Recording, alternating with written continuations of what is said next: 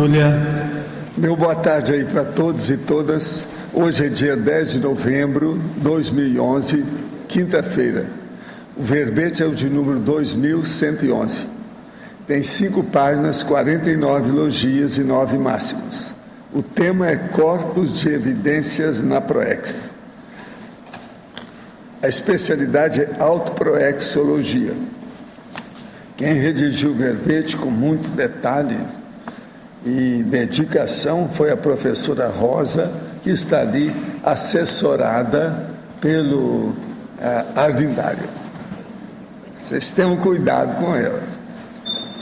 Definição: o corpus de evidência na Proex é o conjunto de elementos, indícios, sinais, provas, fatos e parafatos vivenciados pela consciência intermissivista lúcida, capaz de sustentar determinada hipótese investigativa multidimensional quanto às diretrizes e consecução da programação existencial.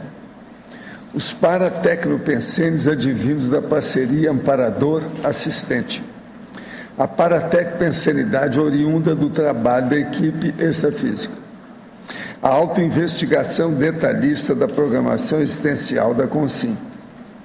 A escavação de pistas de vidas pretéritas, o início da autoinvestigação com base na cosmoética, a assunção do papel de arqueólogo pesquisador das retrovidas, as comprovações da influência dos acontecimentos mundiais no ressomante. Eu só li uma parte aí da fatologia. O mapeamento dos parafatos, o parapsiquismo abrindo viés para a multidimensionalidade, as lembranças do curso intermissivo pré-ressomático, o balanço do alto desempenho na TENEPS. Eu também só li uma parte da parafatologia. Agora, na argumentologia, nós temos uma taxologia com 20 atitudes favoráveis ao desempenho eficaz da Proex. Dos 15 itens aqui da remissiologia, nós destacamos alavancagem da Proex, alto desempenho proexológico, autossuperação específica, proexograma e subsunção proexológica. Frase enfática: o corpus de evidências na Proex é o saldo autoinvestigativo útil, resultante do detalhismo e exaustividade na escavação de pistas, indícios e provas, facilitando a efetivação do complexo. Vocês veem que isso aqui é o resumo do resumo. Essa frase enfática está em cima do lance. Você pesquisa os fatos e parafatos evidenciadores da autoproex? Quais técnicas utiliza? Os resultados sinalizam para o complexo ou incomplexo? Eu chamo a atenção que a bibliografia tem 8 fontes bibliográficas. Agora, eu fiz uma mega análise aqui do assunto com 20 itens. Autoproexologia, parafatos, indícios, evidências, confirmação, autoinvestigação, aportes, constatação, autodiscernimento, proexoteca, autopesquisologia, intermissiologia, comprovação, max proex, incomplex, mini proex, retrocognições, complexo, proexograma e convergência. Agora, questionamento. A verbetógrafa, Mega Pensenologia, página 42.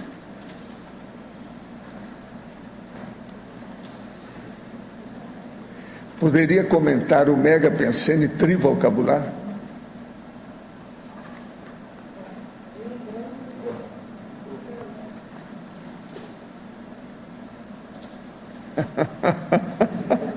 Está atuando como... Quantos anos você já está com essa, hein? Bom, lembranças, páginas encriptadas. O que acontece? Encriptadas significa oculto, aquilo que está subterrâneo, que está sedimentado, né?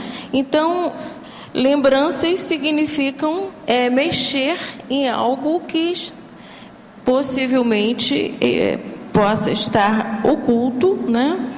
E que, por exemplo, no que ocorre no caso do nosso, quando ressomamos, muitas vezes o próprio amparador nos auxilia para que não nos lembremos de muitas situações de vidas passadas, porque talvez não nos façam bem naquele momento. A necessidade de investirmos mais no nosso aprimoramento para que tenhamos condição de refletir em cima do nosso passado.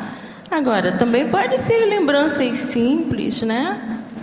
Aí cabe a cada um se vale ver se vale a pena investir ou não, né, professor? Na fatologia, página 42, linhas 5 e 6, a mesologia do país de ressoma, no nosso caso o Brasil, e também as comprovações da influência dos acontecimentos mundiais no ressomante. Tem alguma fatuística pessoal a respeito desse último item? Sobre a influência dos acontecimentos mundiais, né?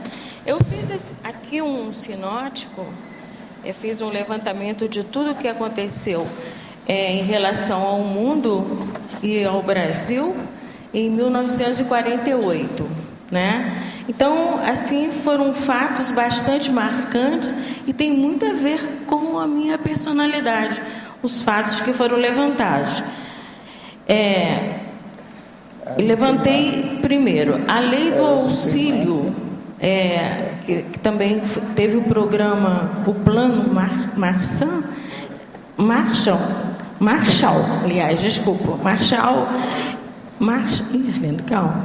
e que o presidente dos Estados Unidos era o Truman, né? E que ele fez essa lei com o objetivo de auxiliar a recuperação da Europa após guerra. A Europa estava realmente toda necessitada, com muita deficiência em alimentação e tudo, né?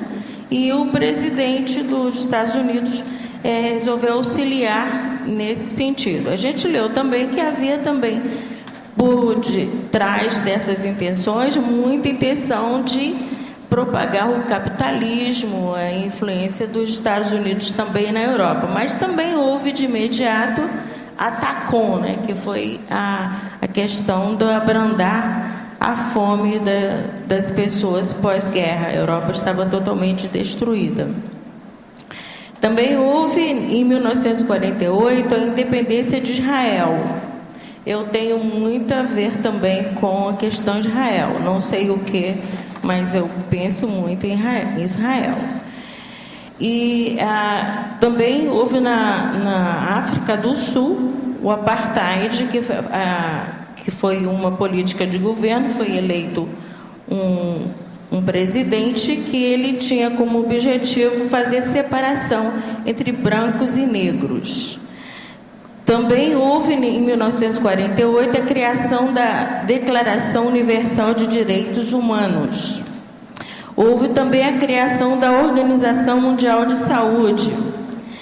Em relação ainda à saúde e psicologia, Piaget publica o seu livro Representação do Espaço da Criança. Ainda em educação, criação da Organização Mundial de Educação Pré-Escolar, OMEP. E morre também Gandhi, em 1948. Na ciência foi descoberto por dois físicos, um soviético e outro americano, o átomo ancestral, ou seja, o ovo cósmico, que deu origem ao começo do universo, contradizendo todas as outras teorias anteriores. No Brasil, ocorre também em educação o encaminhamento ao Congresso da Lei de Diretrizes de Bases para a Educação Nacional.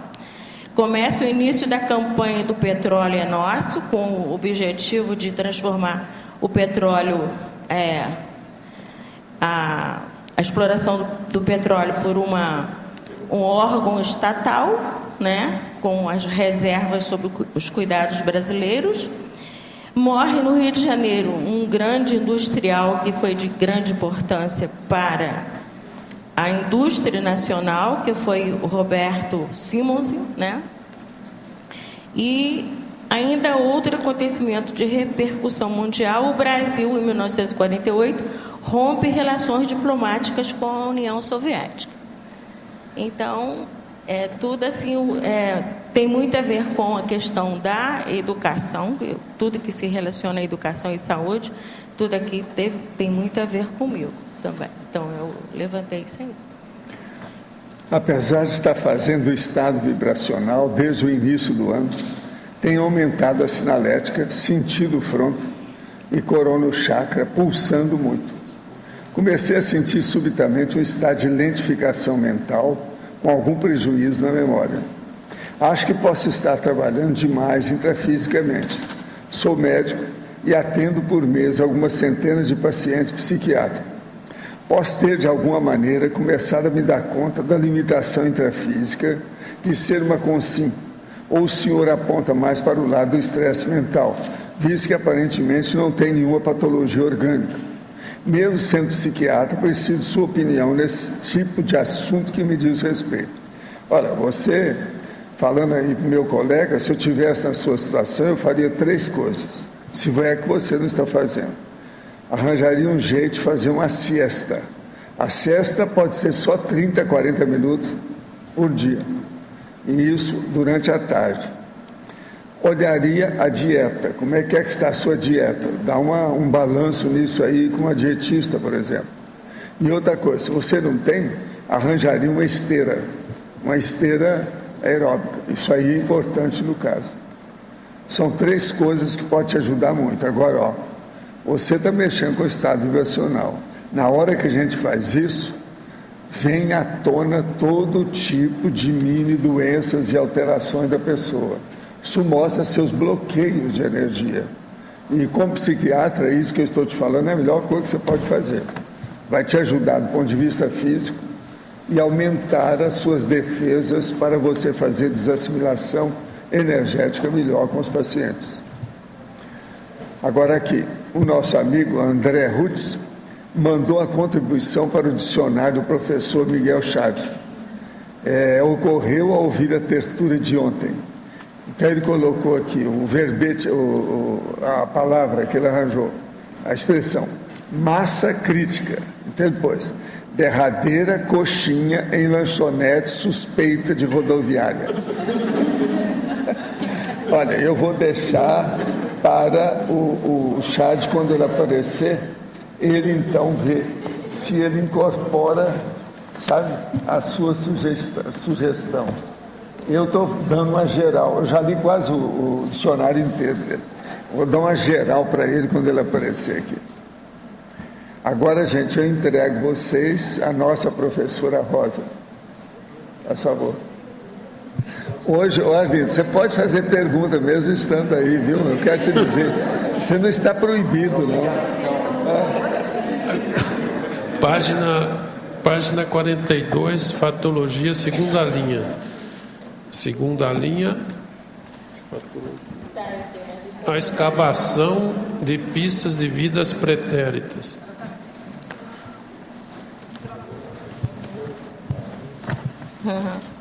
Bom, escavação de pistas de vidas pretéritas, né? Essa escavação não foram assim, realmente não tive muitas retrocognições, mas procurei através até de biografias e de situações históricas lidas, né? Situações que foram pistas para que tudo que aconteceu durante a execução, o início da execução da minha PROEX, né? Então, eu coloquei como pistas, porque tudo que eu lia, todos os livros, todas as pesquisas que eu faço com esse objetivo de levantar pistas que possam comprovar a possibilidade de eu estar ali em alguma situação. E muitas vezes eu me encontro nessas situações e eu considero então como pistas de vidas pretéritas. Agora, houve também algumas retrocognições que vieram a comprovar a pesquisa literária que eu já estava fazendo.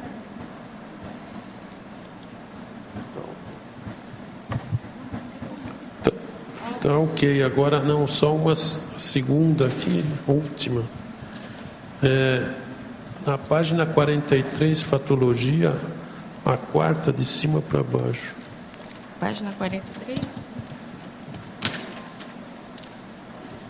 Deixa que eu vejo. Bom, A desancoragem dos traumas do passado.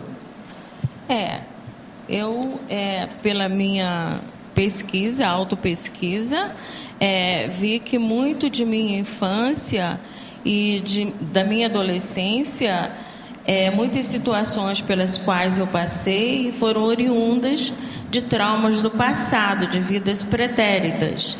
E durante a minha adultidade, eu procurei investir nesses possíveis traumas do passado e venho fazendo isso até hoje.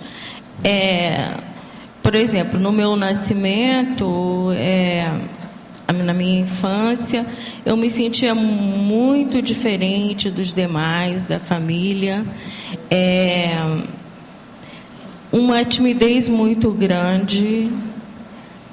E como se eu fosse, como eu coloquei aí nas síndromes, como as síndromes do estrangeiro, como se eu houvesse trazido de outras paragens, de outra mesologia, alguns traumas que eu não estava conseguindo resolver sozinha na infância. E na maioria deles eu resolvi sozinha, porque não encontrava entre os meus familiares alguém que pudesse responder por aquelas situações que eu estava passando. Então, como eu resolvi praticamente tudo através dos livros, eu comecei a estudar muito cedo e fazer essa autoinvestigação.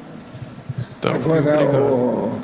você tem que estudar, Lindari, se você é oriundo de São Paulo ou é oriunde da Itália. Isso é oriundo. O negócio está falando aí, tudo é na base do oriundo. Oriunde. Se quer... Rossi, Osvaldo, aqui acima no ar. Tenho duas perguntas para te fazer. A primeira delas, na patologia, na página 43, na terceira linha de baixo para cima. A conquista da autoimunidade aos pertúrbios exteriores. Você poderia ampliar esse conceito, por favor? Sim, essa conquista ela não foi feita de imediato. Como eu já havia falado anteriormente, esses pertúrbios exteriores foram assim comprovadamente me acompanhando desde a infância, adolescência, até chegar à idade adulta. E eu fui procurando adquirir essa imunidade, embora sentisse muita estranheza, mas através dos livros que eu comecei a ler. E na idade adulta eu procurei um local que pudesse me dar mais condições de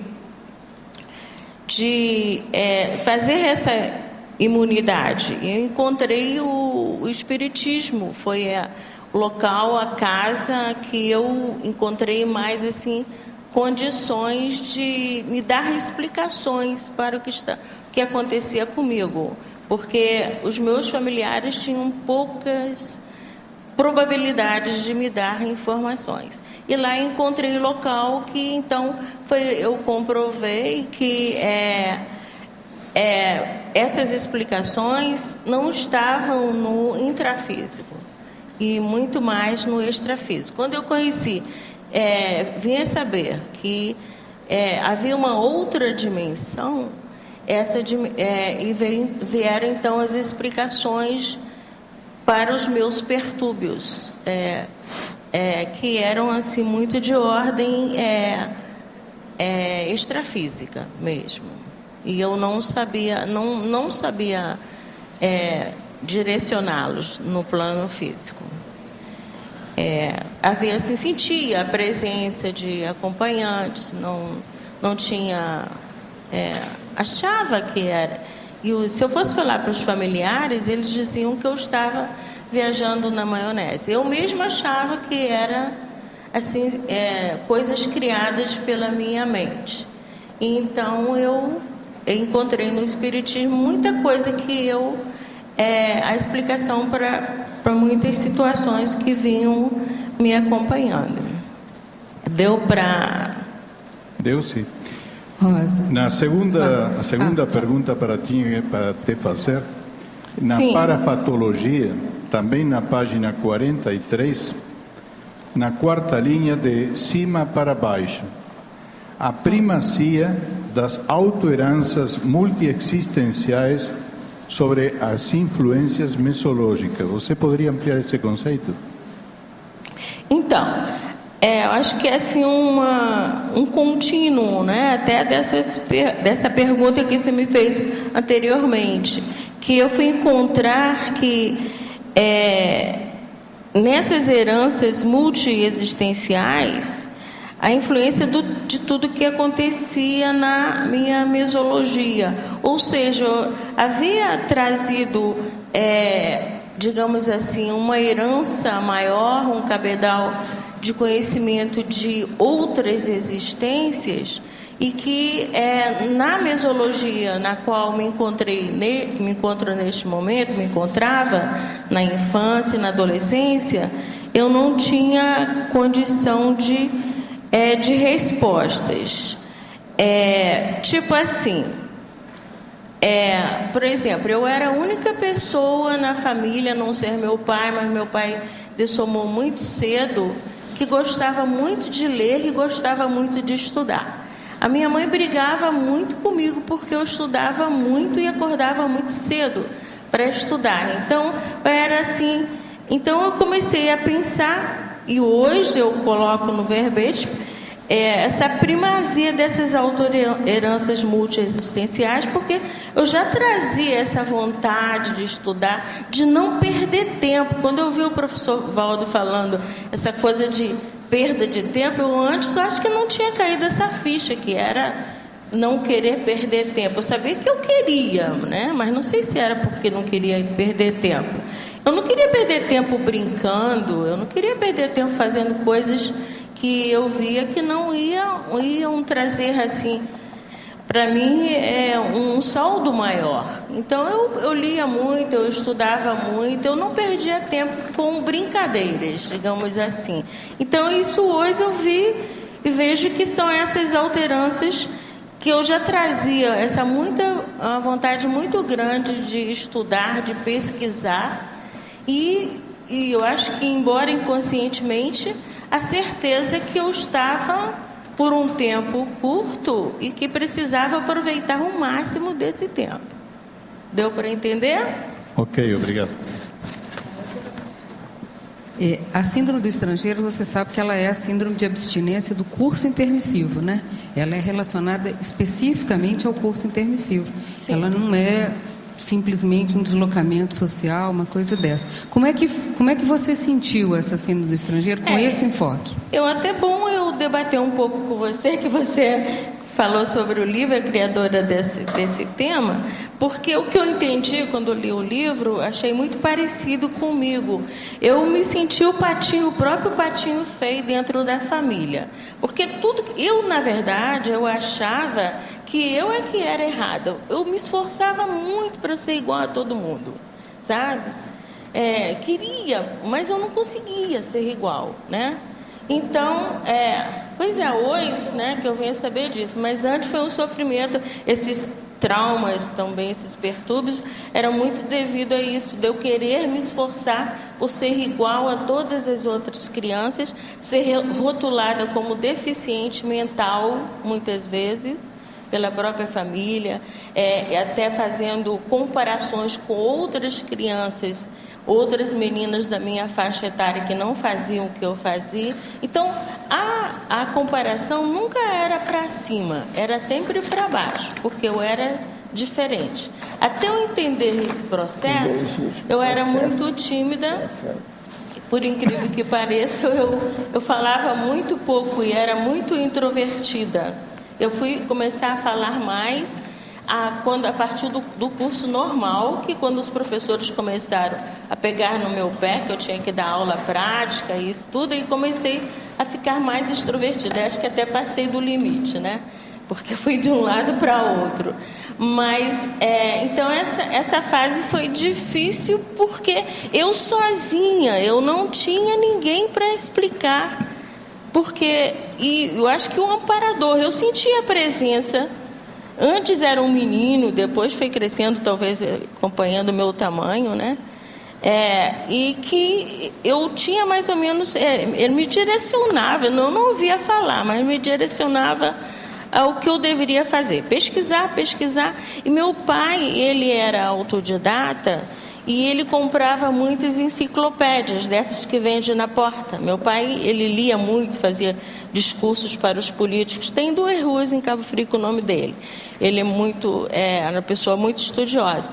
Então, eu ia naquelas enciclopédias, na Barça, Delta La Rosa. Eu queria entender o meu problema. Os livros que foram os meus maiores ajudantes para entender que, quando eu vi, através dos livros, que existiam outras pessoas que eram como eu, então eu comecei a ficar mais firme na minha autoimagem, a me sentir que eu não era deficiente mental. Então eu comecei a dizer assim, bom, eu vou provar para mim mesma e para esse povo todo que eu vou estudar muito, vou fazer várias faculdades e vou provar que eu não sou deficiente mental. Mas foi quando eu comecei, Rosa, a estudar muito. Mas em relação assim específica à síndrome do estrangeiro, quer dizer, essa síndrome de abstinência do curso intermissivo, a questão multidimensional, a questão extrafísica, teve algum fato? Porque eu tenho um fato assim específico. Eu gosto de colecionar esses fatos das pessoas. O específico. O fato específico. Eu me senti assim, se fosse fazer em termos de uma imagem,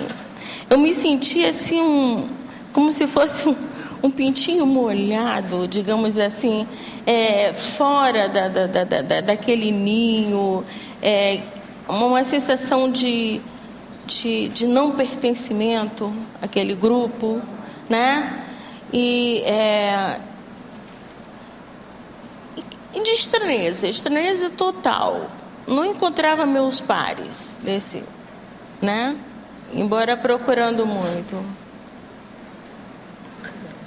Desde criança me via com tatuagens e tinha certeza de que quando adulto as teria nas 2 pernas e nos 2 braços.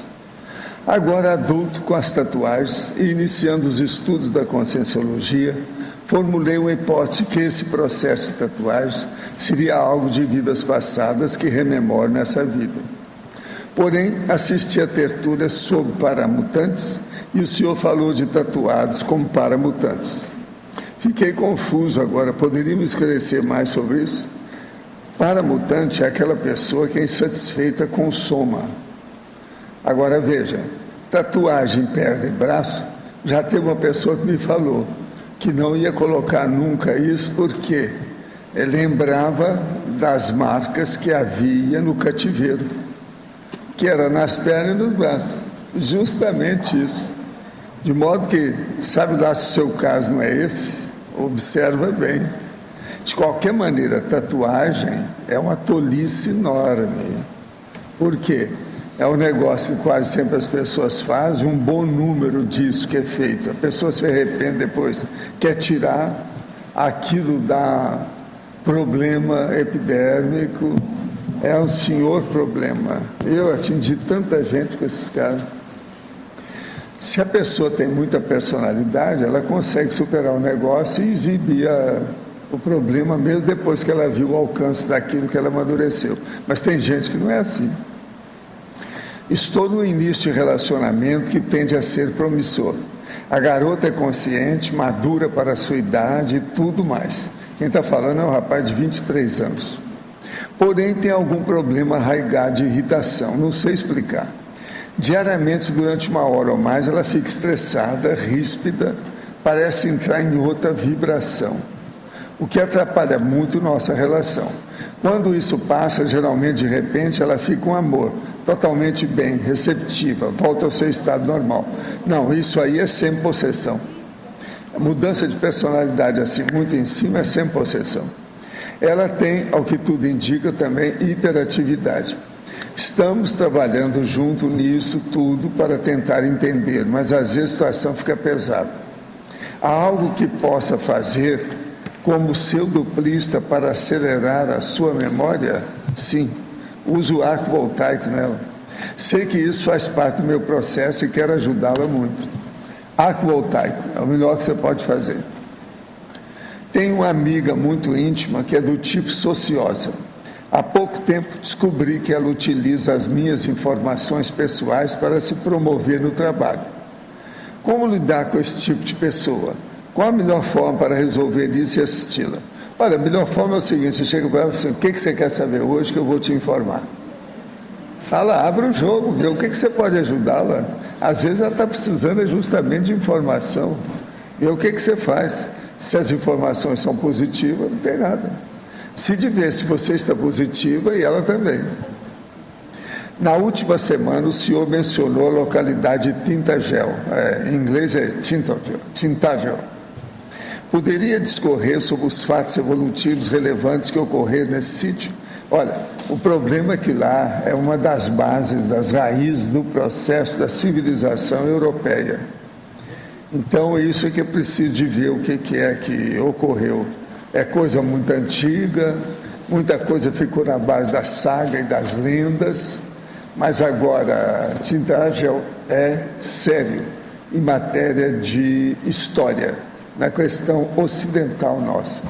Mas tem muita coisa que é preciso a pessoa ter rememoração para ver o que aconteceu lá. Hoje em dia, tudo lá é como se fosse um deserto. Não tem nada do que era antes.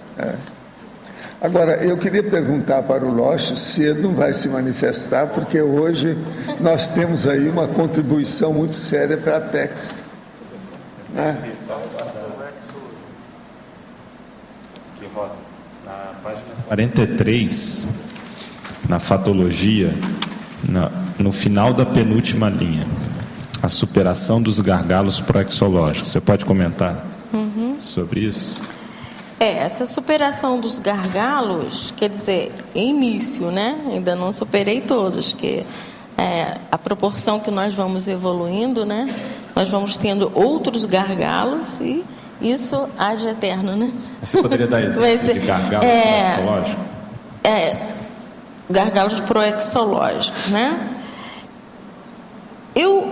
Como eu coloco aqui ainda nessa página, logo na primeira linha, eu coloco lá assim, o possível desvio da PROEX na fase adulta.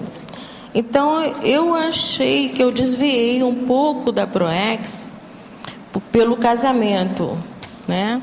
Até porque eu tinha assim, uma vontade muito grande desde criança de ser voluntária no projeto, no Amazonas, projeto Rondon.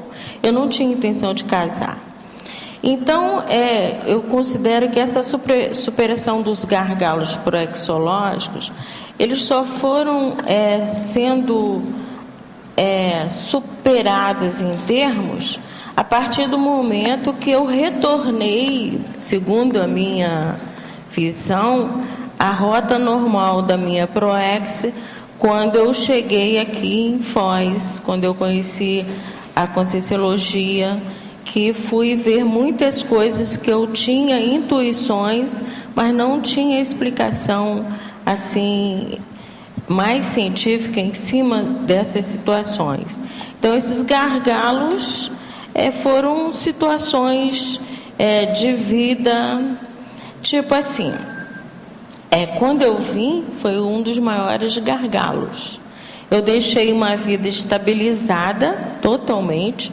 Eu vim para cá já aposentada, tinha uma classe média boa, um certo prestígio social como psicóloga, como educadora, e vim para cá apenas com uma mala, um colchonete de camping, algumas roupas nessa mala e vim enfrentar aqui. Deixei tudo para trás.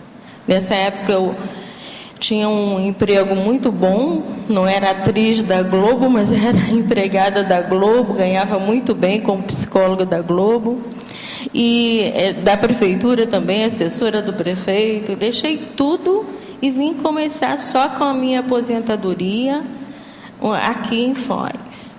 E a partir daqui começaram assim, eu determinada, eu passava dificuldades, mas determinada, não vou voltar atrás, eu não vou falar com o pessoal, porque eles não entendem a minha saída. E comecei a passar bastante dificuldades, tipo assim, atraso no meu pagamento, aí ficar sem dinheiro para sobreviver aqui, porque na mudança de transferência do Rio para cá, o meu pagamento foi parar num posto, uma agência que ninguém encontrava, nem os gerentes. Eu fiquei uns 3 meses com muita dificuldade, vim a pé muitas vezes para o CEEC, às vezes encontrava com a Mi, daqui, e eu andando a pé de tênis, vindo da Vila Yolanda para cá, e a Mi dizia assim: Rosa, não vem a pé. Ela pensava que era só exercício, né? Não vem a pé para cá porque é perigoso, tem os cachorros, tem tudo. Tá bom, tudo bem, me dá uma carona. Sempre aparecia alguém que me dava uma carona. Mas eu enfrentei bastante esses gargalos até chegar ao meu pagamento, e tive muitas dificuldades de alimentação também, tudo porque não queria pedir dinheiro para a família. O meu ex-marido tem uma boa situação, é um advogado conceituado lá em Cabo Frio, mas se eu pedisse era um significado que eu tinha que voltar para trás. Então eu não queria voltar para trás. Então eu superei muito esses gargalos do ponto de vista físicos, digamos assim. Logicamente que tinham correspondências emocionais. Agora, de ordem assim também emocional, eu comecei, quando eu vim para cá, eu não tinha essa noção essa permeabilidade entre os dois mundos, entre essa influência, embora sendo espírita, entre a influência das consciências influenciando direto. Então, você até me conheceu, numa fase que eu cheguei para você até pedir ajuda, né? E que eu estava, assim, numa situação muito difícil, com muita energia e vendo aquilo tudo e não sabia como lidar com aquela situação. Até pedi ajuda a você. Então, foi assim, eu considero o gargalo mais difícil para mim, foi esse gargalo que surgiram todas as energias de ordem sexuais, de todas as fontes, e que eu estava aqui sozinha, não tinha dupla no momento, e como direcionar essa situação, uma situação muito desconhecida para mim, porque eu havia deixado um casamento de 35 anos e tinha aquela vida, entre aspas, tudo certinho, tudo. Então, para mim, foi uma coisa assim, foi um dos períodos mais difíceis, essa questão de descobrir essa energia tão grande que eu nem sabia que eu tinha, né? Então, foram um dos gargalos mais difíceis que eu passei. Foi esse, mais assim, de ordem energética, sexual, emocional e tudo isso, né? Então, o que a gente pode entender, o gargalo ele seria um obstáculo no rumo da PROEX. Quer dizer, a pessoa tem que passar por aquilo. São oportunidades que são colocadas, isso, como se fosse colocado em prova, né? Se você passar, você vai direcionando a sua PROEX. E você, então, vai, como notadamente o da consciência deve ter determinismo, eu sou muito determinada, e eu dizia, não, eu vou passar. Vai passar por isso. Eu vou passar e vou passar, e vencia. Porque quando você fala a questão do desvio da PROEX, não seria bem o gargalo, aí a pessoa desviou mesmo. Mas o gargalo, quer dizer, é aquele caminho, a pessoa tem que passar por aquilo e vai ter um obstáculo naquele caminho, ela não pode sair daquilo.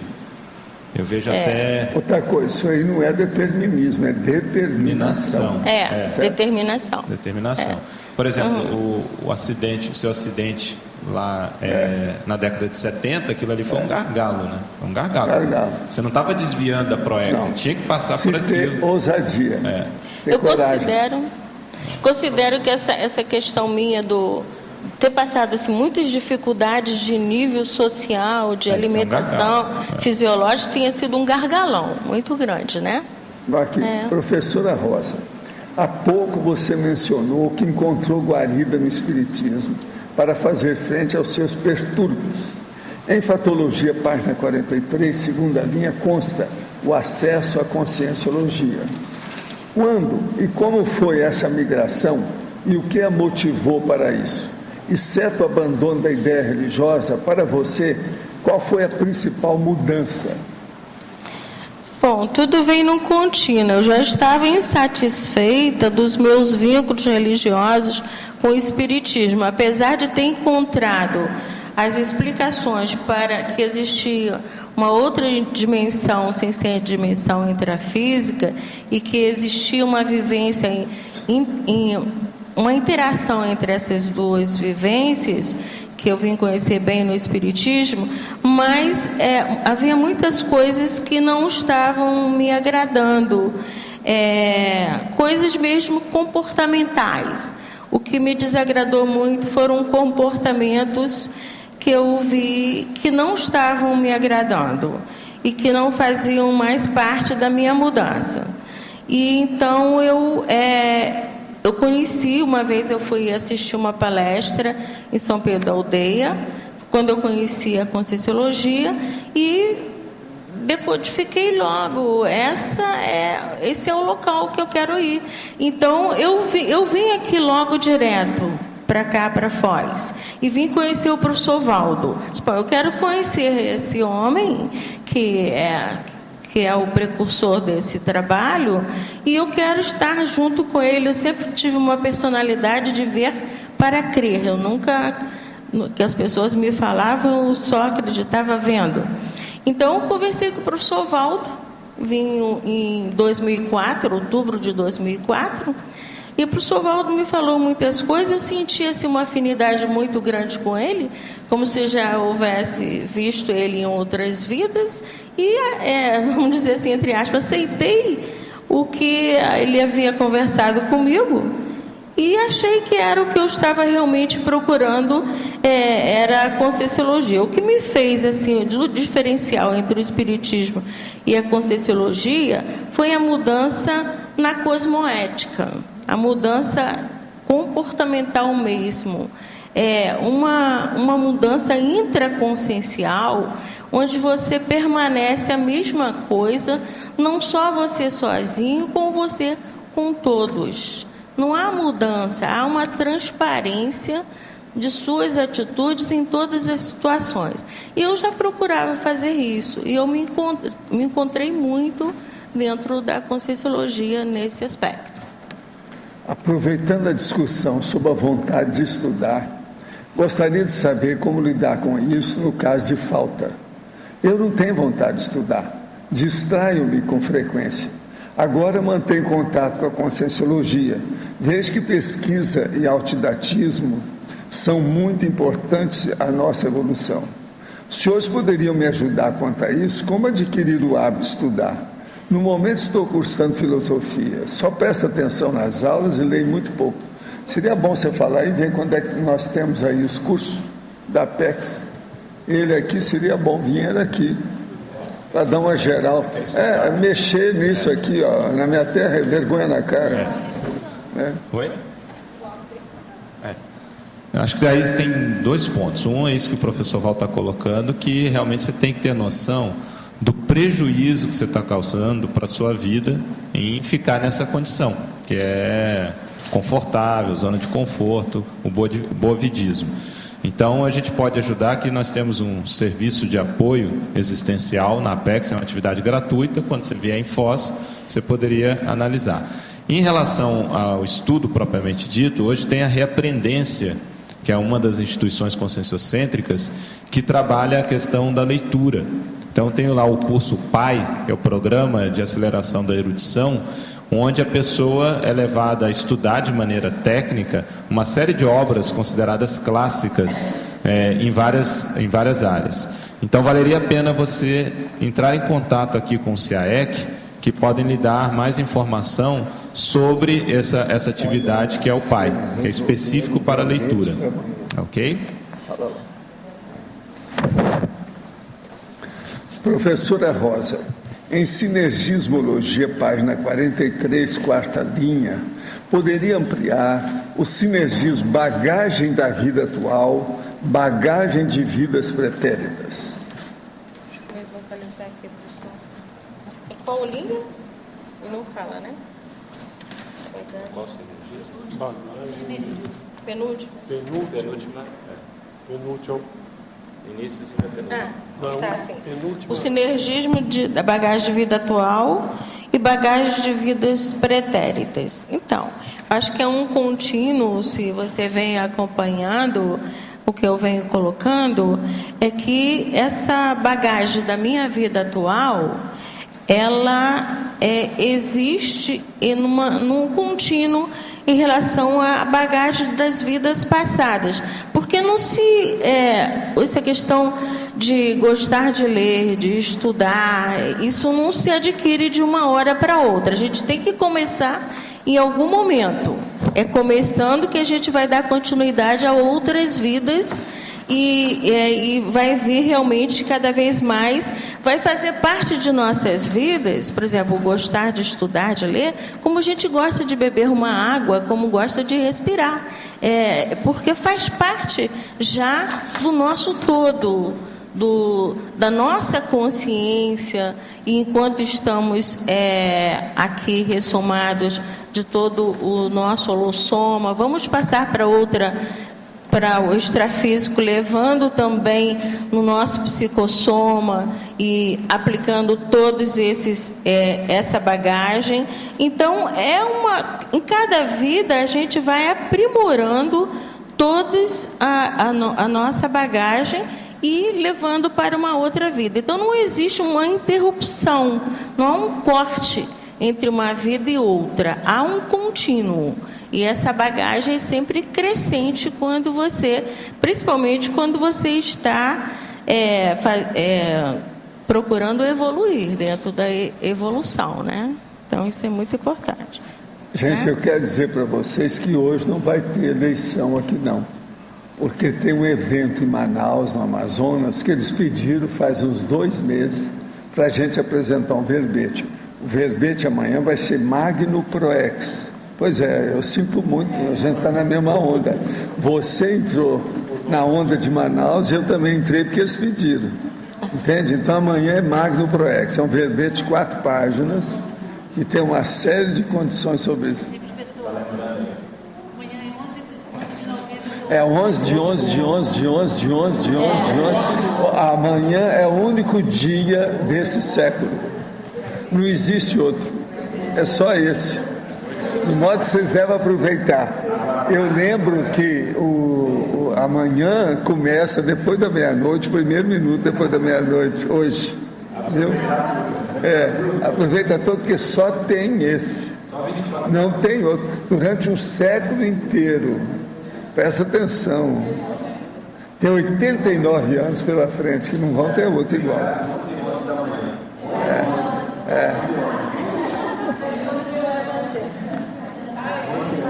Olha aí o que vocês fazem. Agora é Magno Proex.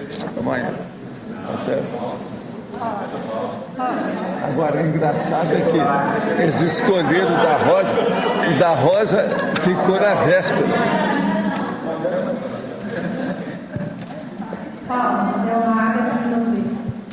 Aqui na página 43, na 46? parafatologia, penúltima linha. Parafatologia? Penúltima linha. Linha. Você poderia falar um pouco da sua vivência, da sua experiência nesse contexto, a interassistencialidade do microcosmo repercutindo no macrocosmo? Então, é que tudo, existe essa correspondência, né? Tudo que nós fazemos no nível de micro corresponde no macro. Então, o que eu vejo quando eu coloquei isso aqui é que a nossa, por exemplo, eu comecei com assistência, né? Não era denominada interassistência, era assistência, trabalho com o espiritismo. Uma ONG fundada há 10 anos, eu estive com essa ONG, criei essa ONG, trabalho com portadores do HIV, pessoas de rua, pessoas com dificuldade, e era realmente TACOM, era assistência. e foi evoluindo até eu chegar, mas mesmo nessa época da TACOM, eu sentia essa repercussão do microcosmo com o macrocosmo, através da resposta dos amparadores. Sempre tinha ajuda dos amparadores em todo o processo de assistência. E aqui, então, conhecendo a Conscienciologia, eu fui conhecer a TARES, esse refinamento da TACOM até chegar a TARES, onde você, como assistente, se conhece muito mais e nesse processo de interassistência, e existe uma cosmoética maior, muito maior, nesse processo. Então, é a interassistência. Então, logicamente que a evolução de TACOM para TARES foi muito maior nessa correspondência ao macrocosmo, porque a partir do momento que a gente começa a colocar mais cosmoética, mas também o processo intraconsciencial repercutindo no processo interassistencial, isso vai dando assim, a gente vai ficando muito à vontade nesse processo, porque vem os feedbacks desse trabalho com assistência com os amparadores. E uma correspondência de micro para macro, eu vejo nem do assistente e a assistência dos amparadores. Pois mas você observou algum tipo de parafato que te fez fazer essa correlação dos efeitos no macrocosmo? Se eu teria como dizer? Porque você falou da sua mudança. Sim. Né? E aqui você colocou a repercussão no macrocosmo. Queria entender como que você identificou. Eu identifiquei através da assistência, da correspondência dos insights recebidos através do amparador, né? Antes eu não sei se eu tinha amparador, era um guia cego, né? No trabalho de TACOM. E aqui eu acho que já tem um amparador, já houve uma mudança de guia cego para amparador, a partir do momento que eu procurei refinar a minha assistência, através do voluntariado também. Então você identificou essa repercussão, foi em você mesma, né? Sim, essa repercussão através de sentir que estava mais segura, porque havia o processo da correspondência com os amparadores, o insight, não só meu amparador, como também amparador do próprio trabalho voluntariado, no qual eu estivesse inserida, né? Entendi. Rosa, obrigada. aqui na página 43, também na parafatologia, quinta linha. As vivências... De cima para baixo ou de baixo para cima? De cima para baixo, bem no final ali. As vivências parapsíquicas no tertuliário. Você poderia falar um pouco sobre a sua experiência também? Sim, que a gente sempre senta porque ali do lado. durante, eu assim, sou bastante assídua, né? Eu, como já havia falado, eu iniciei o meu estudo dentro da Conscienciologia através das tertúlias, acompanhar através dos verbetes, e dos verbetes eu passava para a pesquisa nos livros do professor Valdo. Então, durante a leitura dos verbetes, eu tive até hoje, né, tenho muitos insights, até com títulos de novos verbetes para produzir, muitos insights até mentais somáticos, que eu sinto a presença parapsíquica de consciências trabalhando comigo, muitas perguntas que eu faço, que muitas vezes, não sei se sou bem interpretado ou não, muitas vezes eu sou porta-voz de perguntas que muitos conscientes estão sentindo necessidade de que se faça aquele tipo de pergunta, e eu sinto essa necessidade, muitas vezes reluto até para não aparecer muito, mas no finalzinho, às vezes na última hora, e fica a insistência, e então eu pergunto para porque eu sei que há uma necessidade. Hoje eu já sei que é aquela colocação do papel da mini peça, eu me coloco como mini peça dentro desse trabalho do tertuliário, nos verbetes, que as consciências possam me usar no sentido do que elas possam perguntar através de mim. Então, sinto muito essa vivência parapsíquica no tertuliário. Tá bom, obrigada. Rosa, aqui na página 44, o tópico é continuação da efeitologia.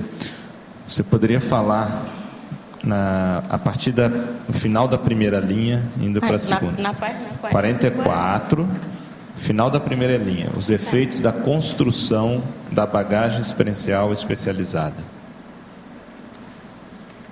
Acho que é na 44. 44. Porque eu estou com páginas diferentes, que eu estou com o meu verbete velho. Tá. Então, os efeitos da construção da bagagem experiencial especializada. Então, isso tem um pouco a ver, essa bagagem eu coloquei bastante relacionada ao meu intrafísico, porque especializada ainda parapsiquicamente, eu ainda não tenho essa especialização. Eu estou correndo atrás, fazer escola de parapsiquismo. Eu sinto que eu tenho, mas ainda preciso me especializar muito mais.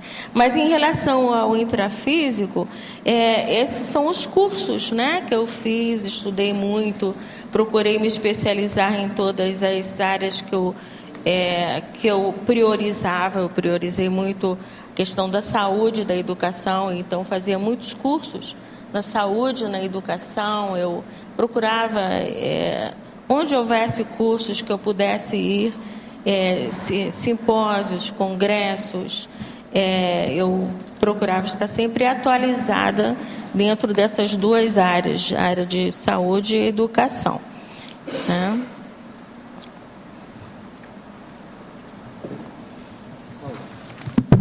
Aqui na página 43, na tecnologia,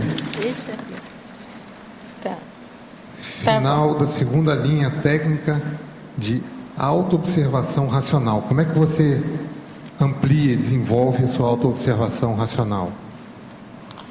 Bom, até vou citar assim, um exemplo que acontecia muito na dinâmica parapsíquica. Até já tinha falado isso para a Cristina Aracaki. Por exemplo, eu achava que eu não conseguia ver com CIEX, que eu sempre achei que eu não tinha uma boa clarividência, né? Então eu comecei assim a ver e não acreditar naquilo que eu estava vendo. Sempre fui assim, de duvidar de mim mesma, sabe? Então eu comecei a fazer experiência. Eu fechava os olhos e voltava, estava lá de novo. Então, realmente, não estou viajando, está acontecendo realmente. E eu comecei a comecei a acreditar no que eu estava vendo nas minhas parapercepções, né? Dentro da dinâmica parapsíquica. Porque, para não ficar assim, relatando fatos que eram apenas imaginação, ou eu estava querendo sentir aquilo, né? Então, essa observação mais apurada, mais racional, partia daquilo que, em primeiro lugar, eu não acreditava no que eu estava vendo. Primeiro, colocava a hipótese que poderia eu estar imaginando. E depois, fechava os olhos, se persistisse a mesma situação.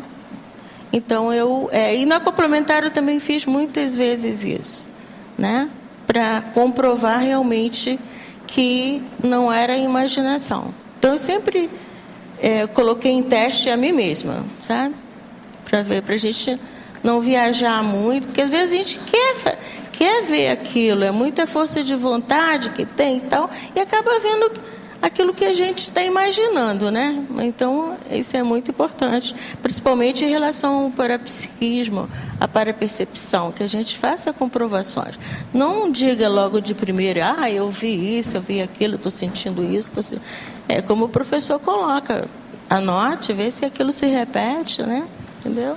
Agora, Rosa, aqui o verbete, né, no geral, então ele está tratando dos indicadores, dos indícios da proexis pessoal.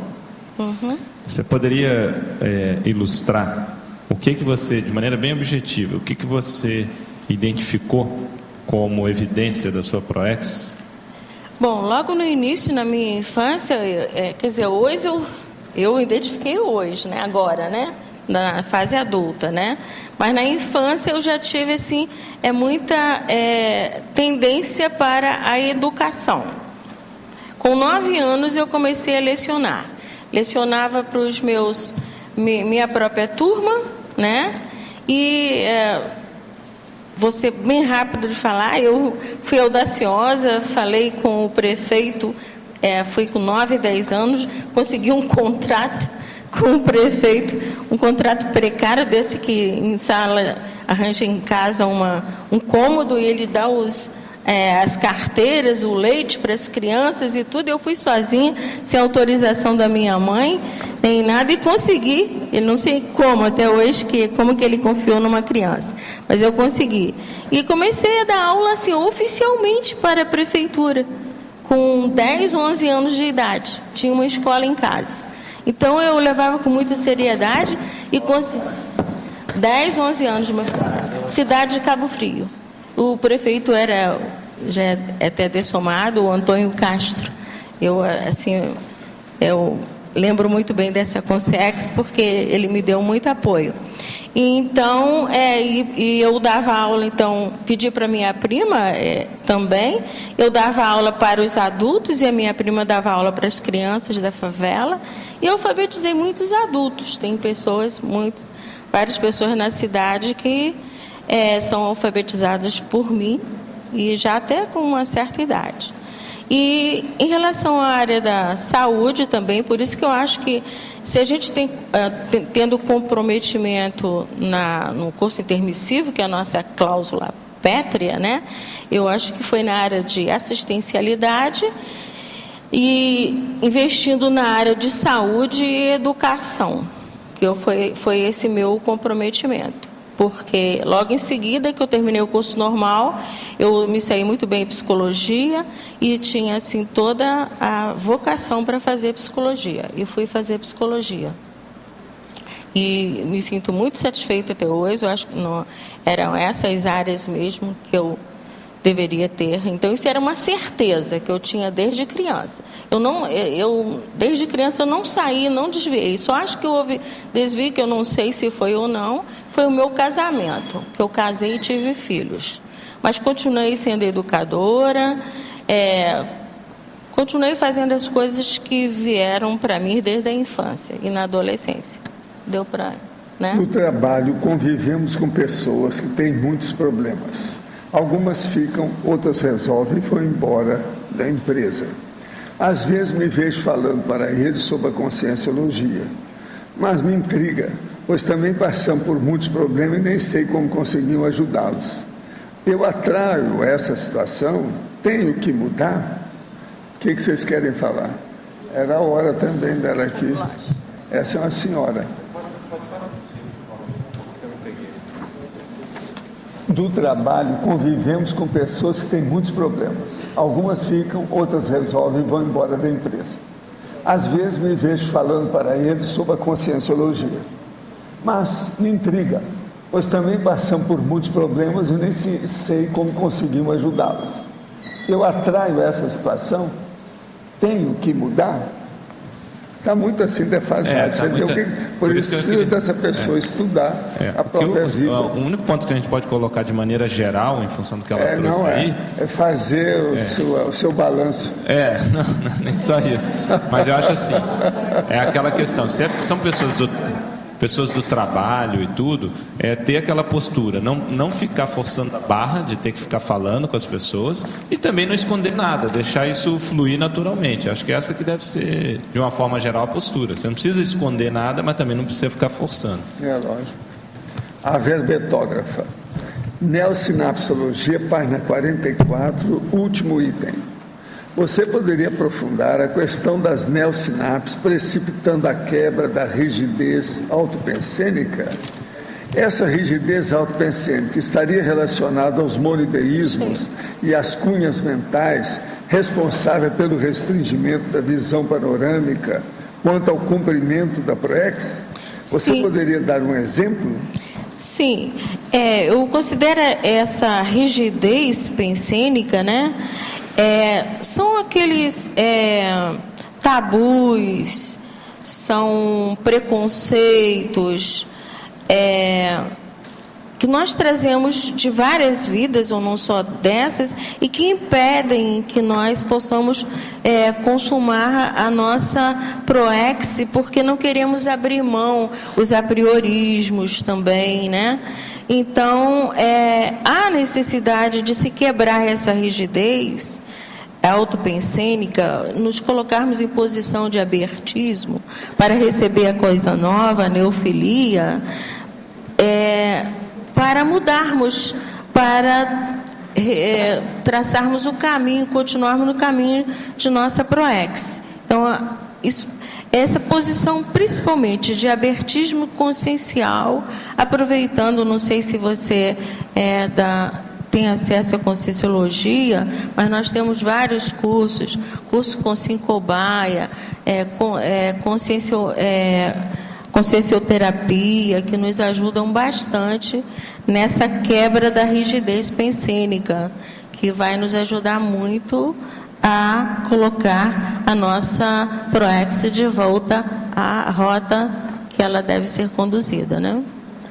Como discernir sobre o limite entre convivência e conivência quando percebemos um familiar muito próximo tendo comportamentos imorais repetitivamente? Olha, eu acho que aí a melhor coisa que a pessoa faz é ver o limite em que ela não seja conivente, comparsa. Ela tem que evitar só isso. Não ser comparsa daquilo que está errado. Agora fala o que é e dê o exemplo do bom, do correto. O mais, a gente não pode viver para o outro. Não dá para viver com o sapato do outro, não é isso? Tem que dar de olho e ver o que acontece. Posso fazer uma pergunta ainda? Pode, tem. Você tem 7 minutos. Ok, vou resumir. Rosa, ok? Estão me ouvindo? Eu observo duas posturas das pessoas em relação à identificação de suas PROEX. Na minha opinião, ambas de resultado antievolutivo, né? Primeiro, é aquela pessoa que desde a infância, ela tem assim, uma convicção íntima tão grande de que ela tem uma PROEX que ela se acomoda. Então, é mais ou menos aquela postura do missionário preguiçoso. A outra que eu observo também é aquela subestimação, né? Aquela falta de autoconfiança, que por mais que os amparadores evidenciam a PROEX da pessoa, ela está sempre se achando incapaz, né? Ou que não merecedora, né? Se você concordar comigo, se você já fez essa observação, me diga uma coisa, você já se viu em uma dessas duas atitudes? No caso, ou aquela que se acomoda, né? Ou então aquela que se vitimiza? Eu não me vejo, né? Eu não me vi nessa situação, nem de acomodação, nem de vitimização. Porque senão não teria chegado até aqui, né? Perfeito. Por isso que eu vi que na sua autopesquisa, para você chegar a essa conclusão de resumir isso tudo aqui, essas duas provavelmente não passaram por você nessa vida, né? Não. Obrigada, Rona. Obrigada.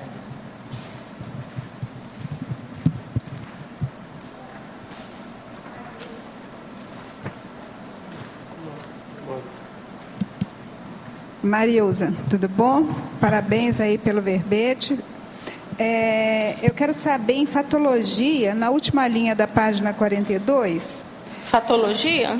Fatologia, na última linha do 42. O grau de recuperação de CONS na adolescência. Eu gostaria de saber se foi espontâneo e se as consequências foi positiva, negativa, até visando mesmo ao público jovem do tertuliário, os internautas. Foi assim, espontâneo. Nesse contínuo que eu venho colocando, eu nem sabia o que era CONS, eu não sabia que eu tinha uma PROEX, eu não sabia nada disso.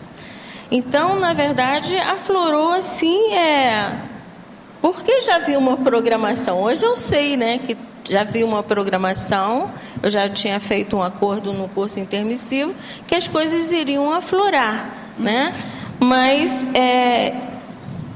como o Locha havia perguntado, eu falo para as crianças, que hoje já não são tão mais crianças, a partir de 9 anos já tem bastante compreensão, e os adolescentes, que quando começarem a observar, leiam sobre os indicadores do curso intermissivo, da própria PROEX, e comecem a observar os pendores, as inclinações que vão surgindo, e não desistam, invistam naquilo que vocês estão querendo, se for cosmoético, se for dentro de uma produtividade evolutiva, porque pode ser que seja o caminho, o veio, o viés para se chegar a PROEX. Você acha que essa recuperação de CONS na adolescência possa ter sido algum divisor de águas para você?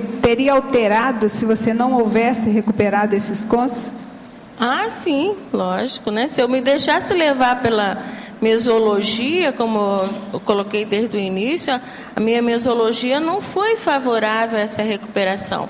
Tive que lutar sempre contra marés e ondas muito altas para que eu pudesse sobreviver com a minha vontade férrea de continuar nesse ritmo. Então, se eu não tivesse a recuperação de CONS, eu teria me deixado levar pela mesologia. Hoje talvez fosse... Eu tinha um outro pendor, que era... Eu pinto quadros, eu faço bordados, eu costuro. Talvez eu fosse uma grande artista, uma grande pintora de quadros, uma grande literata. Eu sempre gostei muito da literatura, romance, coisa de água com açúcar, de não se extrair praticamente nada. Então, talvez eu tivesse optado por esse lado. Tá bom, obrigada, viu? Parabéns, mais uma vez.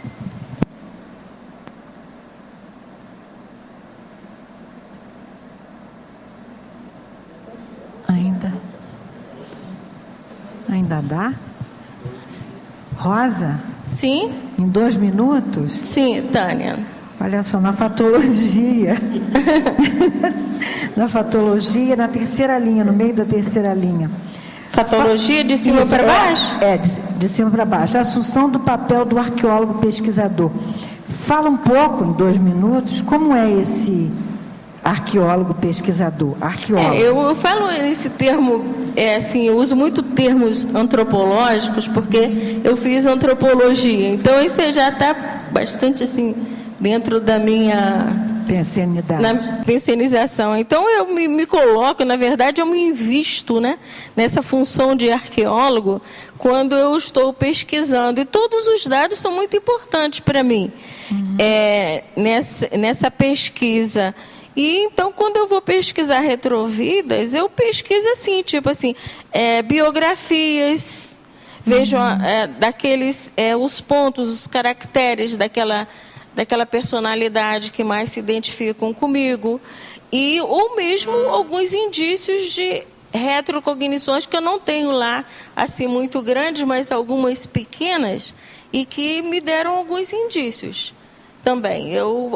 Meu ponto de partida realmente foram as pequenas retrocognições não são grandes, não são muito lúcidas, e eu tive algumas lúcidas, e essas lúcidas que me deram maior condição de prosseguir. Então, essa assunção, esse assumir esse papel é passo a passo. Cada qual no seu momento, né? Das pequeninas coisas. Às vezes a gente deixa passar as pequenas coisas, valoriza só as maiores. Às vezes, nas pequenas coisas que estão os maiores indícios para nós começarmos. Então, ok, muito obrigada. Parabéns pelo verbete.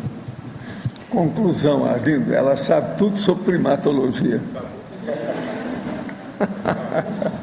Pessoal, por favor, pedimos que desliguem os celulares e também para não teclarem o computador na hora da mega euforização. Obrigada.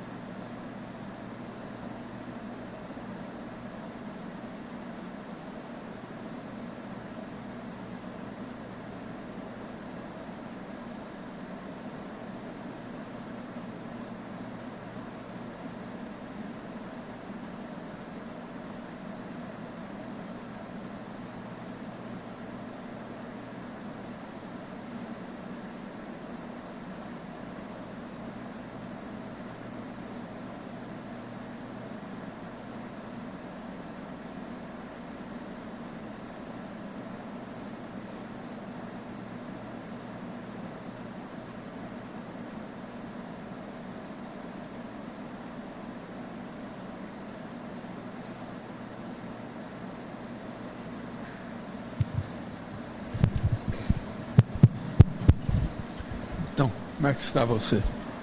Tudo bem, estou me sentindo bem.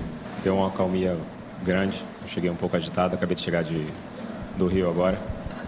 E não tinha percebido nada quando eu entrei aqui no tertuliário, que comecei a sentir uma vibração, a presença de um amparador, e fiquei sem saber o que era. Para mim já tinha até sido sorteado. E aí quando ela falou, eu falei assim, bom, então tem alguma coisa aí. E aí quando eu vim descer, já foi ficando feito alguma manipulação na cabeça, alguma coisa nesse sentido. E durante aqui, mexeram muito na minha cabeça do lado direito. E foi gradativamente dando uma acalmia. No início estava um pouco tenso, depois foi dando uma acalmia. Bem positivo. Quer dizer que você sentiu as energias do campo? Senti. Está passando bem agora? Tô. Então tá bom. E agora, e o meu professor Luiz, como é que você está? Como é que foi? Estou bem. Segura aí para nós. Você fala. Estou muito bem. Eu quando eu cheguei, não sei se é devido à descida, que deu uma dor na coluna. Depois eu fiquei sentado um pouco, logo que eu cheguei, foi desaparecendo a dor. Eu não tenho nada, está tudo bom. Agora, sua aura está muito bacana. Tá bom. A aura, sabe? Tá bom. Está se sentindo bem agora? Estou se sentindo bem. E agora é a nossa professora Ivone, a veterana, que sabe tudo.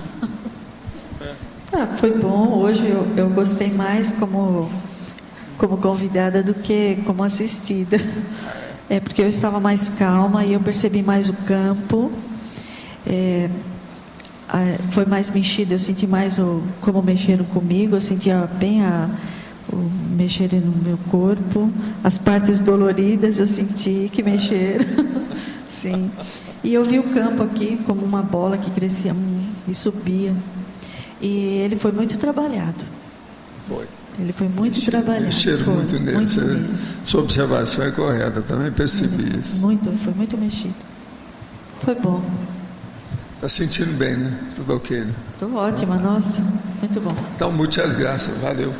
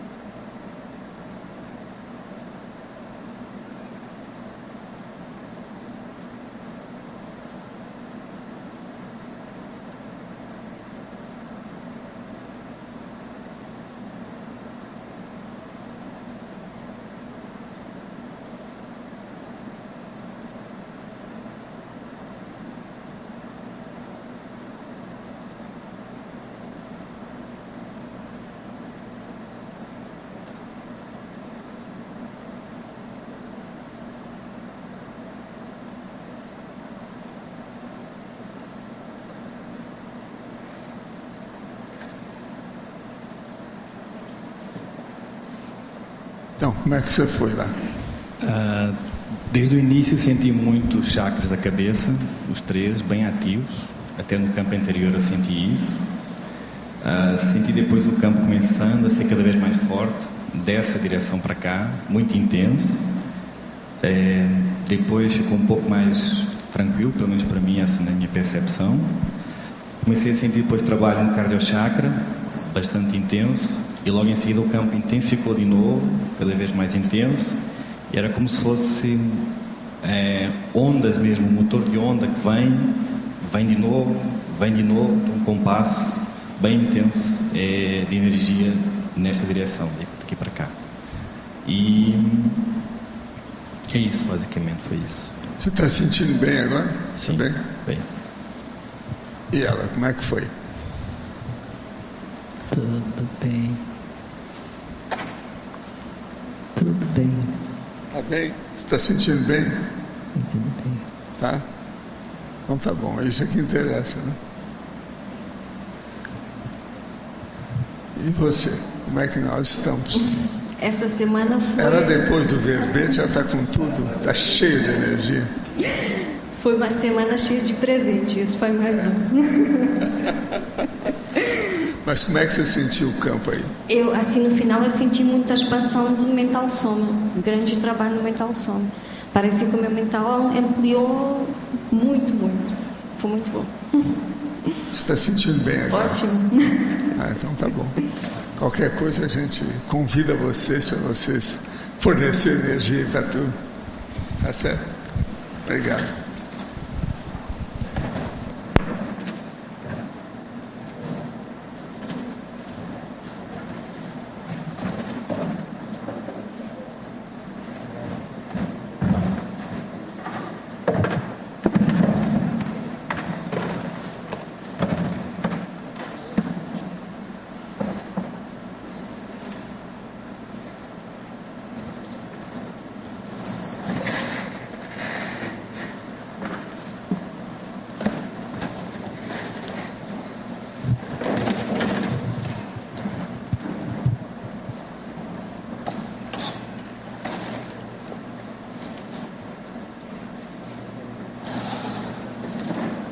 Aconteceu uma coisa assim, mais inédita hoje para mim.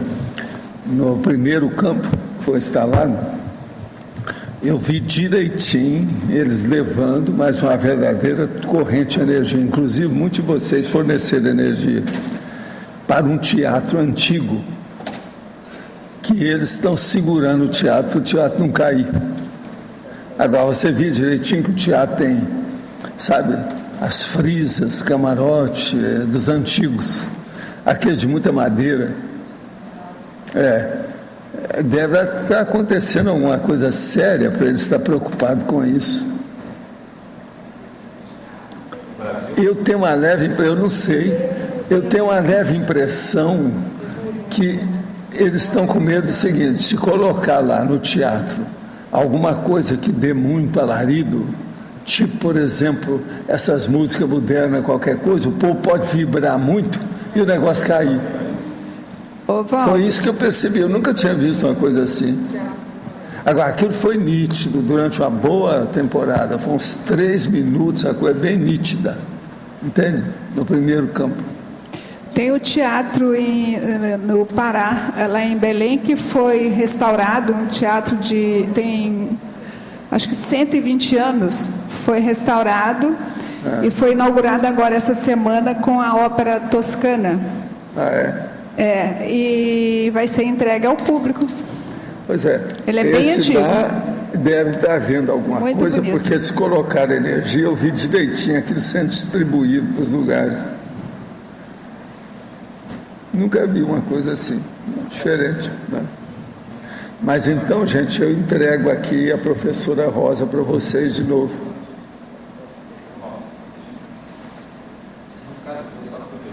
Isso que você trouxe.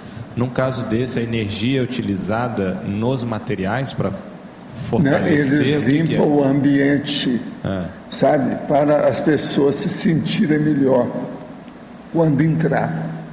Porque se começa a pensar mal, ela atrai mais gente, vem os assediadores, aquilo começa a carregar mais. Entende? Agora, por exemplo, se for uma coisa popular, a vibração pode mexer com o povo de tal maneira. Tem gente que pula no camarote. Pula, justamente. Então você pensa bem como é que fica isso. Se tem uma porção de gente que pula ali, se o negócio é antigo, tudo pode vir abaixo. Tem muito caso que aconteceu assim. Agora, o que eu percebi lá é que tinha esse pensamento ali na turma, que estava mexendo. Mas num caso desse, também vai inspiração para as pessoas responsáveis, né? De fazer um reforço físico. Fazer mesmo. alguma coisa nesse sentido, alguma coisa que vai fazer a massa crítica, vai mexer no processo.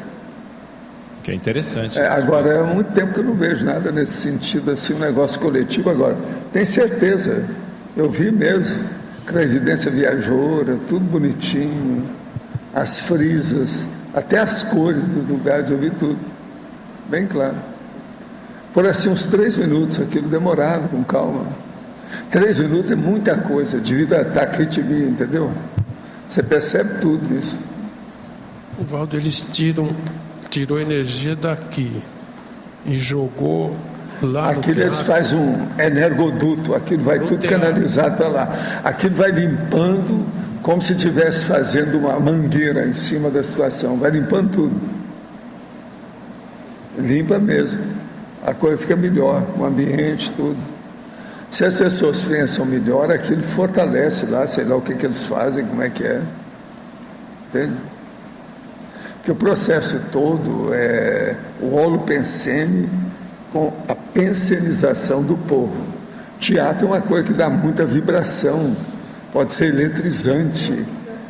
Música é um problemão, a repercussão daquilo, eco, ressonância, tem um monte de coisa, né? Valdo, esse processo energético que você está falando, relatando hoje, é o mesmo processo da reurbanização extrafísica de Consex? Mais ou menos, é o que eles fazem em ambiente, né?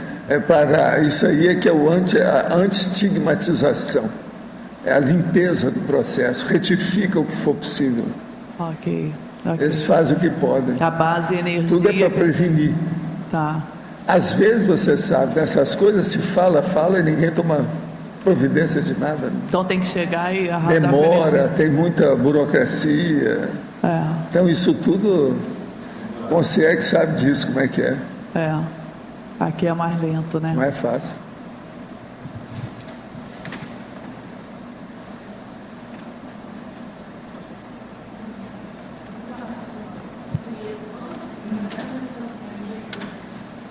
Que eu senti uma esterilização muito forte, que não é comum, pelas pernas, como se fosse algo que teria que se sustentar. Mas eles mexeram muito com vocês, levaram muita energia daqui. Aí, assim, foi no primeiro campo, mas bem nítido, bem claro. E olorização também. Agora, é engraçado que tinha Consex aqui e Consex lá no teatro. De um lado e do outro. Aqui está tudo conectado.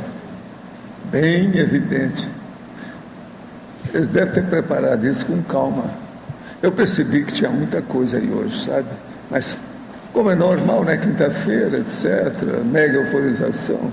Mas eu nem desconfiei disso a hora que eu vi o negócio do tal teatro. Agora, é teatro mesmo, não tem jeito de tapear, entendeu? Bem claro. Eu só não vi o local, o ambiente que é. É tipo antigo, entende? Agora, Rosa, parabéns pelo verbete. Eu gostei da citaciologia, que parece que ela sintetiza muito o que você falou aqui durante, né? Que você ultrapassou obstáculos, superou. E, se não me engano, o Vitor Frank, ele foi propositor do tema proatividade, proactive. Porque ele superou bastante dificuldade, não sei se você sabe. Se não me engano, se não estiver fazendo curso austríaco, ele perdeu toda a família num campo de concentração. Né? Interessante. E ele falou desse... Eu gostaria que você aprofundasse assim, essa citação relacionada à sua vida. No caso, eu até procurei maiores dados dele e não encontrei muito, né? Até depois eu vou pegar com você, mas foi assim, foi uma sincronicidade. Eu estava em Cabo Frio preparando esse verbete, meus livros todos aqui em Foz, e eu herdei assim, onde eu estava, eu tinha muitas revistas. E eu peguei uma revista, até foi uma revista interessante, a revista Caras, que não tem até muito conteúdo, digamos assim. Aí eu fui, no final, tinha várias citações. Bom, essa revista tem alguma coisa boa. Aí fiquei lendo as citações. Foi quando eu encontrei, isso aqui é o fechamento do meu verbete. E eu tinha levado o laptop, né? Só estava com o laptop mesmo. E eu achei isso muito interessante, que nada proporciona maior capacidade de superação e resistência aos problemas e dificuldades em geral do que a consciência de ter uma missão para cumprir nesta vida. Tudo meu foi feito assim, eu não encontrei facilidade em nada. Tudo assim foi feito por vencer dificuldades. Então eu acho até que não sei se isso não é muito legal, você ter como estímulo a dificuldade, é o que eu tenho. Então, quando ele colocou dificuldades em geral, essa palavra dificuldade me chamou muita atenção. Eu achei assim, bem... E essa consciência que eu sentia, eu não sabia nada de ProEx, mas sabia que tinha uma missão. Isso eu sabia, que tinha que ser educadora, eu tinha que educar crianças, eu tinha que educar adultos e senhoras mais idosas. E eu alfabetizei minha avó. Minha avó já estava velhinha antes de dessomar. Ela sentiu um orgulho muito grande. Que todo lugar que ela ia comigo dizia assim: tá vendo? Minha neta é professora. E me alfabetizou. Então isso é muito interessante. Gostava de alfabetizar as pessoas idosas, porque no interior tem muitas pessoas idosas que não sabem ler. Então eu achei isso muito interessante. Foi assim, bem parecido comigo mesmo. Só um adendo aqui, Rosa. O Viktor Frankl foi o que mais se aproximou dentro da ciência convencional ao conceito de ProEx. Ele é o criador da logoterapia, que é a terapia do sentido da vida. E um ponto interessante é que ele viveu no campo de concentração durante a Segunda Guerra e ele criou a logoterapia a partir dessa experiência traumática no campo de concentração.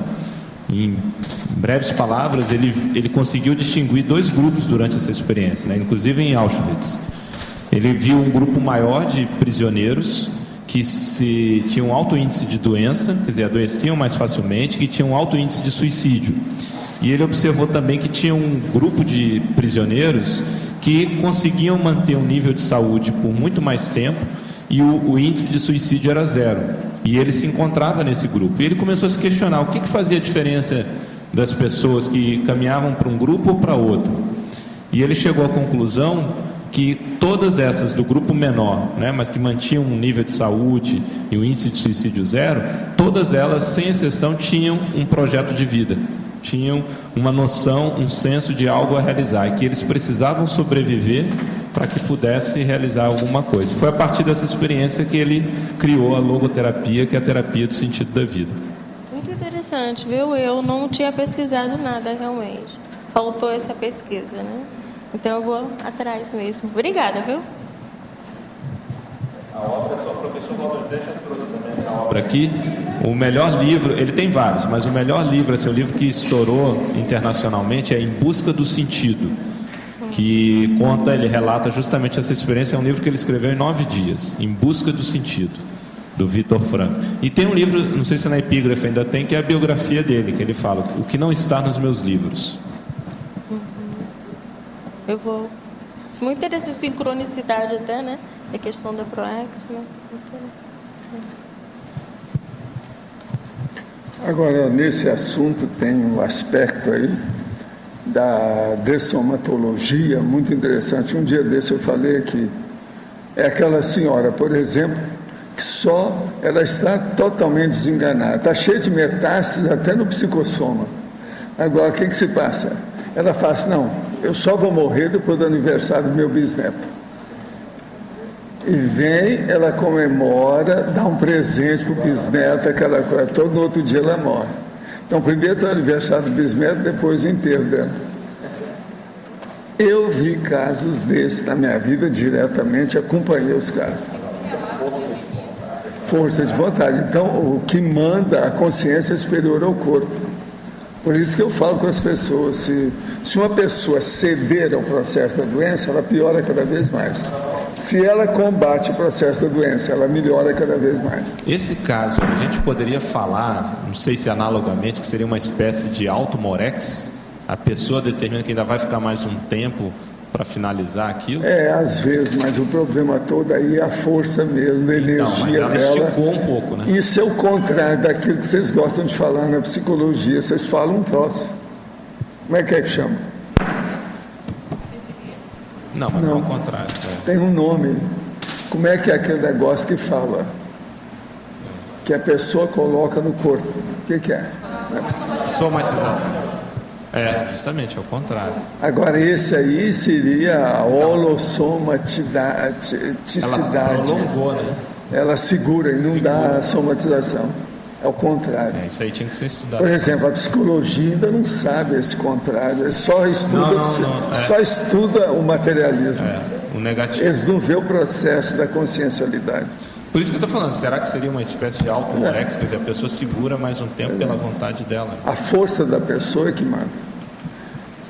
E outra coisa, existe aí outro caso muito mais avançado, que a psicologia está muito longe. É o serenão. O reurbanizador idiota. Pensa bem, isso aí liquida aquele assunto de uma vez.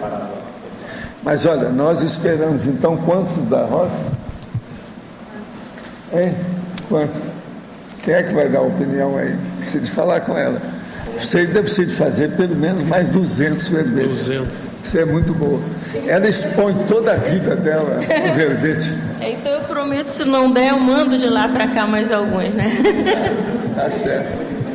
Os nossos comerciais, por favor. Obrigado. As pontuações de hoje: 63 assinaturas no livro de presença, 14 perguntas presenciais, 12 perguntas online.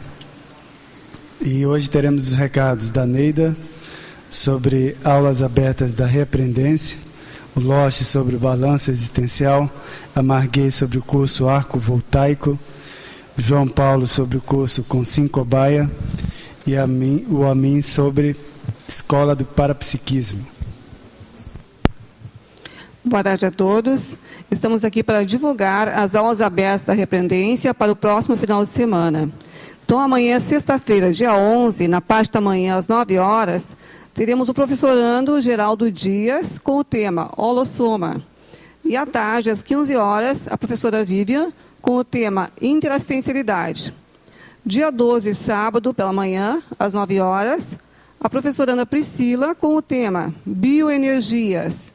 E à tarde, às 15 horas, a professoranda Etsuko com o tema Bioenergias também. Então, participem, é ali no salão de eventos, na sala da reaprendência, e estão todos convidados.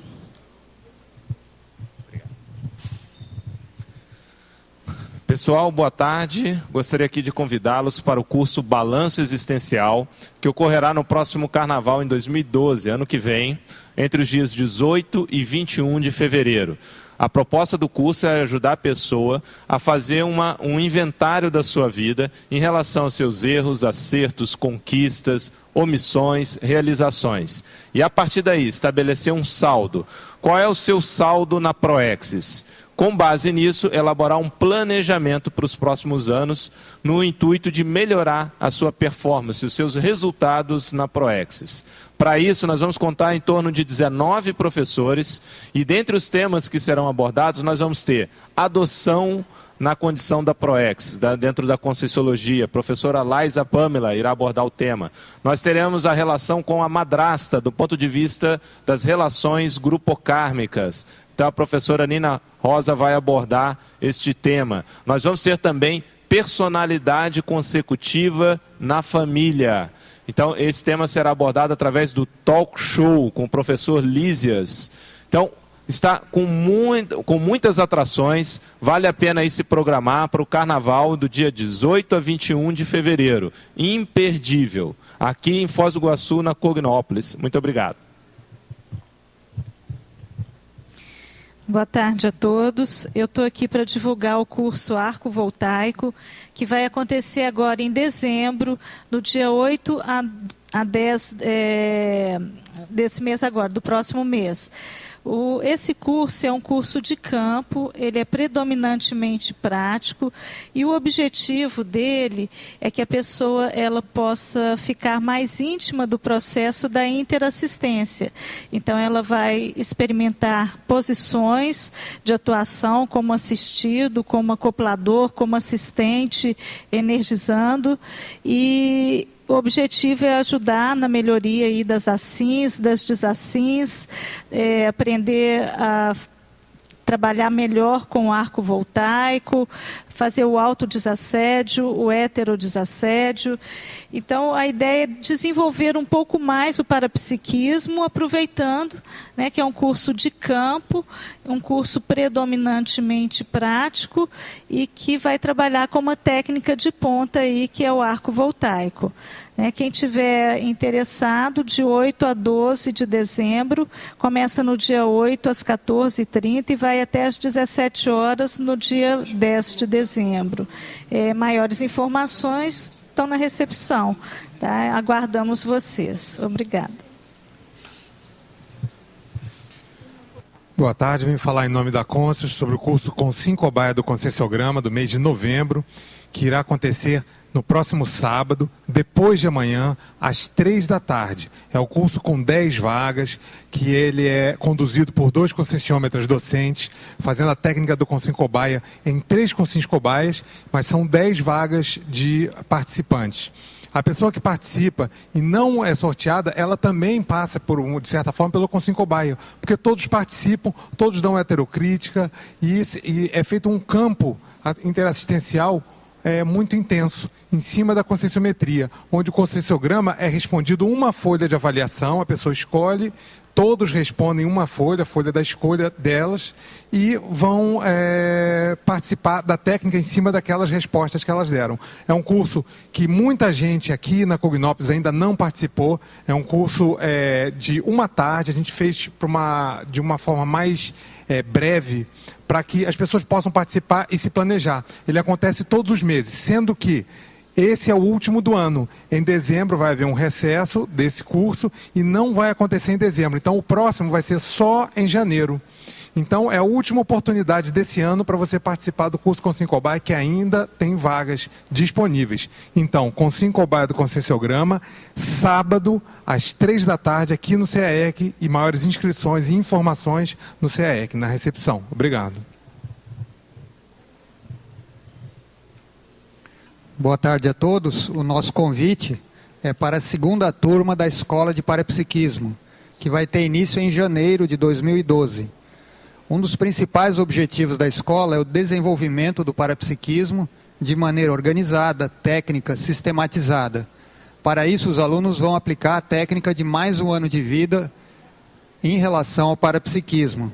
A escola ela é estruturada em 3 módulos que acontecem em janeiro, julho e dezembro, e uma série de atividades entre os módulos, que são optativas ou não. Dentre essas atividades entre os módulos estão as maratonas. Vão ocorrer maratonas do estado vibracional, da sinalética e uma série de maratonas de leitura de livros. Os 3 módulos, eles são compostos de 3 campos dados por EPICONs e também os alunos passam por uma entrevista individual com os EPICONs. E uma série de outras atividades energéticas. Então, quem tiver interesse é só procurar a recepção do CAEC, o telefone 3525-2652. E também nós queremos fazer um outro convite, que é para o próximo sábado, depois de amanhã, dia 12. Às 15 horas vai ocorrer uma aula sobre interassistenciologia com as professoras Cristiane Ferraro e Carla Giuliani. Essa aula faz parte da Escola do Parapsiquismo, vai ser transmitida online e vai ser aberta, gratuita, para quem estiver aqui em Foz do Iguaçu. Tá bom? Também mais informações na recepção do CAEC. Obrigado.